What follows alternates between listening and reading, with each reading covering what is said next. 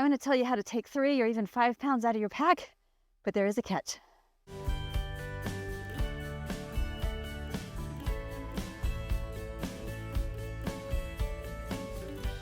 How would you like to take pounds out of your pack without having to leave anything at home?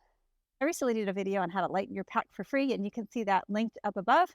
But a lot of those tips are kind of incremental, taking ounces at a time. I'm going to share some ways to take actual pounds out of your pack all at once. But the catch is it does cost a little bit of money. The good news is you don't have to buy all your backpacking gear retail.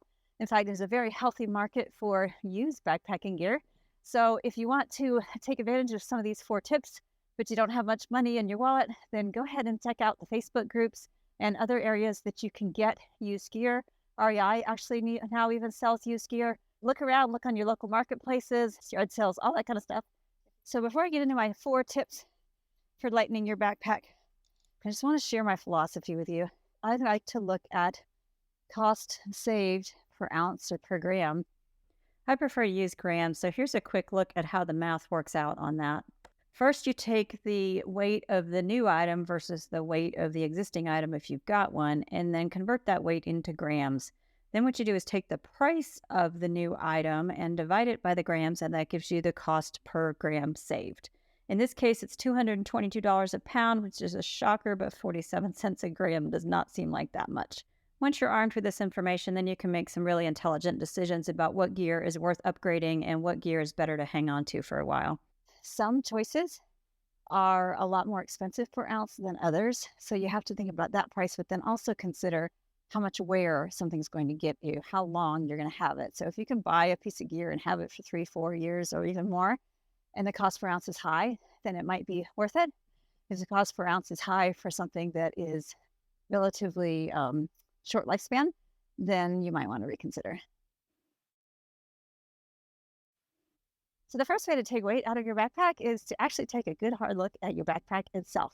I'm going to do a video soon on how to pick the perfect backpack for you, because people tend to fall into this trap of picking backpacks that everybody else likes, but that doesn't mean it's the right pack for you. Depending on the kind of pack you have, or if you're just starting out, you can make some choices that will seriously lighten your load. So backpacks can range from about a pound, pound and a half for the ultralight ones, on up to 5, 6, even 7 pounds, depending on the type of pack. Packs from mainstream gear companies like Gregory, Osprey, Deuter tend to be a little bit heavier, and they're built to last, and they're really targeting folks who are just maybe doing weekend trips, short trips, or people that have to carry a heavy load for whatever reason, depending on the type of terrain, the type of hike, the type of weather. Most of those packs have some kind of a suspension system, which can add a lot of weight. They also tend to have a lot of zippers, a lot of straps, thicker straps, pockets, things like that. All that fabric, all those zippers, all those straps add weight to your pack. If you want to go with an ultralight pack, REI actually carries Hyperlight now, and that's one of the most popular packs out there, as well as some from Z-Packs. And there's a lot of gear companies out there making ultralight packs now. 𝐒𝐮𝐻 Designs, Valente, I could go on. Mine is from Superior Wilderness Designs, and I love it. And it's under 2 pounds, so that's pretty awesome. But take a look at the weight of your total gear and make sure it's going to fit in that pack. A lot of those ultralight packs are designed to only carry 25 pounds, maybe 30 at the top. So if you're routinely going to carry 35 or 40, then that won't be for you. Now, some people are a little hesitant to switch to a frameless pack, but the one I got from Superior Wilderness Designs fits me like a glove. When you look at Osprey packs and some of the others that have kind of a trampoline suspension, they move the weight away from your back and your center of gravity, ideally for airflow to keep you from sweating too much. But I've got news. If you're backpacking, you're going to be sweating. And honestly, I really don't notice any kind of sweat on my back any more than the rest of my body when I'm hiking with that ultralight pack. It is so comfortable because it doesn't have a frame. It doesn't push or rub unless I have packed my pack improperly. So consider that if you want to go a lot lighter. As an example, I put together this quick comparison of 3 popular packs for you. They're all in that 55 to 60 liter range, but you can see big differences in both the price and the weight. So it pays to do your research as you're shopping for a new lighter pack. Take a look at what you think your gear is going to be and look at these next 3 tips that I'm going to share with you, see where you come out. And then you might want to trade in that backpack for one that's a lot lighter and immediately take 2, 3, even 4 pounds off your back. Tip number 2 to take serious weight out of your pack fast is to trade in your tent. And I have to tell you, those things can weigh a lot. Andy and I were planning for an upcoming backpacking trip last night, and I looked at the weights of our 3-person tent. His is 6 pounds and mine is 7, and better for car camping than backpacking. Now, I have a brand new 𝐒𝐿𝐴 Pro 1 that I'm getting ready to try out on an upcoming solo trip.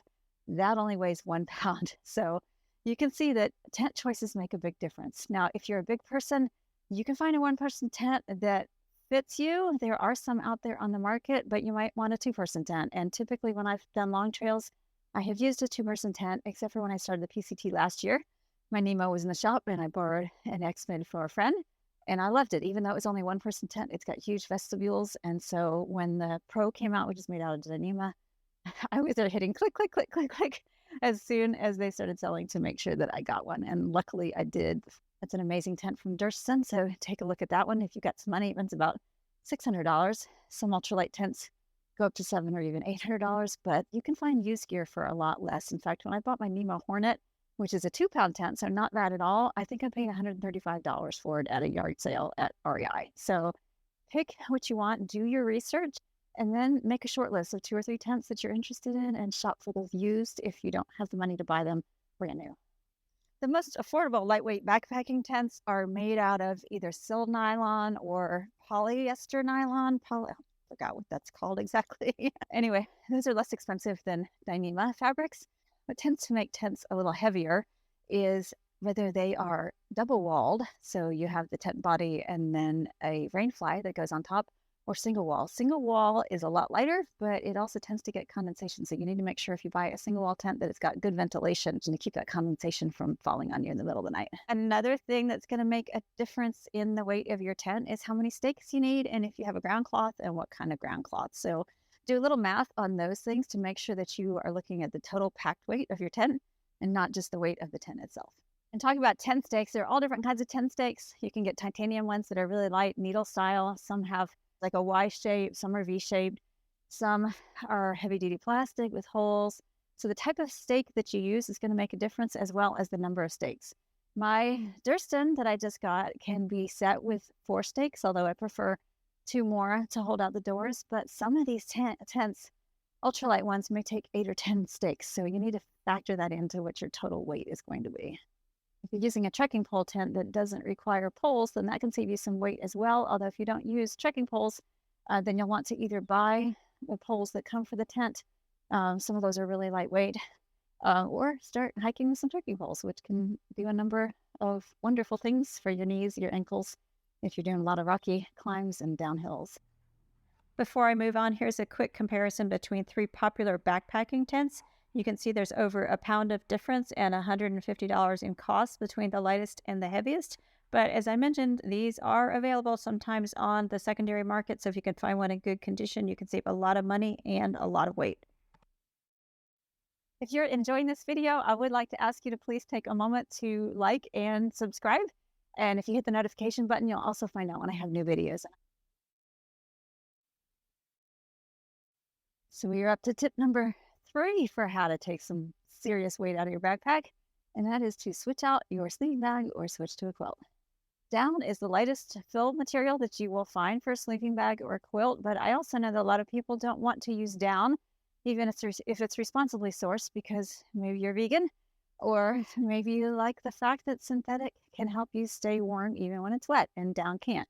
So you can look at both, and thankfully a lot of the synthetic materials, which used to be very heavy, are getting better and better in quality, and so they are rivaling the weight of some down sleeping bags and quilts.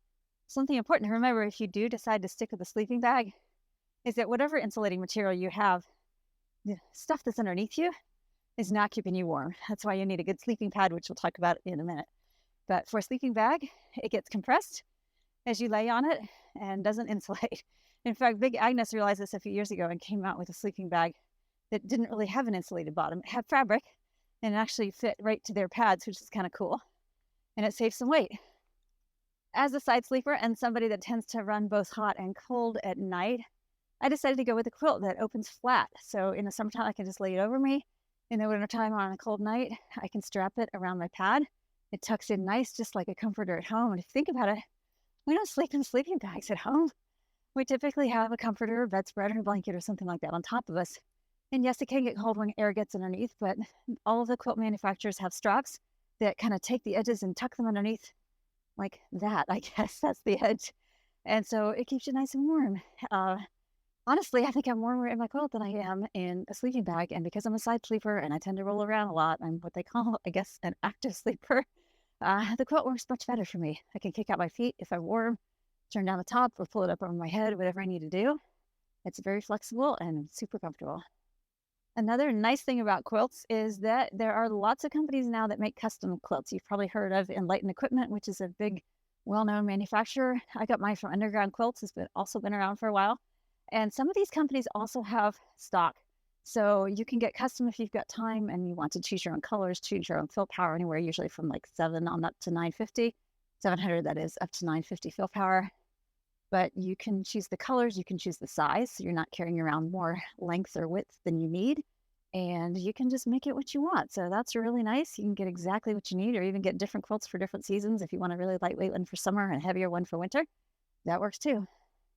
Quilts from the more high-end custom manufacturing companies are typically going to have hydrophobic down inside them, and also some kind of a DWR coating on the nylon outer shell. So they will resist dampness, but of course you want to store them in rainy weather, at least inside a pack liner or inside a dry bag or compression sack. I like to leave mine unstuffed as much as possible, so I don't permanently compress the down, and I'm going on 5 years with it now, so it's holding up really well. One more advantage of a quilt is if you are trying to go ultralight and to get into one of those smaller ultralight packs, maybe a 40, 45 liter pack, they don't take up as much space because there's just not as much to them. And if you go with down or a real lightweight, fluffy synthetic, it can compress into a pretty small package. And here's a quick look at 4 different quilts worth considering. 𝐒𝐿 also makes a very lightweight sleeping bag if that's your jam. All of these are great options, and quilts are highly configurable, so do take a look at the options and decide what's best for you. Switching to a lighter sleeping bag or even a quilt is not going to save you as much weight, most likely, as changing out your backpack or changing out your tent. But depending on what you're starting with, you could easily save a pound out of your pack. All right, looks like I'm on the home stretch of this hike, so I might as well bring this video to the home stretch too and tell you tip number 4. It's going to take out at least half a pound or more depending on where you start, and that is switching out your sleeping pad. Now you could go with a simple lightweight accordion pad made of closed cell foam. That's the kind that you just throw on the ground and lay down. But if you're over 50 like me, if you're a side sleeper like me, you might want a little cushion, a little more cushion, in which case you'd probably be looking at an inflatable pad. Now, if you sleep cold, you might also want to upgrade to an inflatable pad versus a closed cell foam pad. And some people who sleep really cold or want to go with a inflatable pad that's got less R value, they will choose to carry both, but then your weight goes up. The R value on your pad is really important because you can lose a lot of heat to the ground, especially in the winter or late fall and early spring. So you want to take that into account depending on what your hiking ambitions are. Closed cell foam pads tend to be the lowest on the end of the R value scale, and the best R value I've seen for an inflatable pad is 6.7, which is for the Thermarest X-Therm that I have in my kit. I'm actually a bit of a gear geek, so I've actually got 4 different sleeping pads. The one that I started with on the AT several years ago was 19 ounces. My Thermarest that I just mentioned, the X-Therm, is 15, and I've got one uber light pad also from Thermarest that only weighs 8 ounces, but unfortunately that is really a summertime pad and not suitable for hiking in cold weather or in the wintertime when the ground is freezing. A lot of the newer sleeping pads also come with an inflation sack, a pump sack that you can attach to it and just use air that you capture, kind of like a windsock, to fill up the pad. That saves you having to fill it up by mouth at the end of a long day, which some people hate. I don't mind it actually.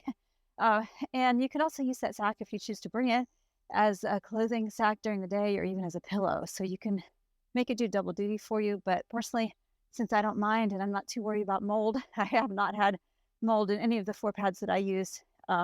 So I don't bring the pump sack because it saves an extra few ounces right there. Here's a look at 4 great inflatable sleeping pads. There's a little bit of a variation in the price and a significant difference in the R values. The Thermarest NeoAir X-Therm is my new favorite.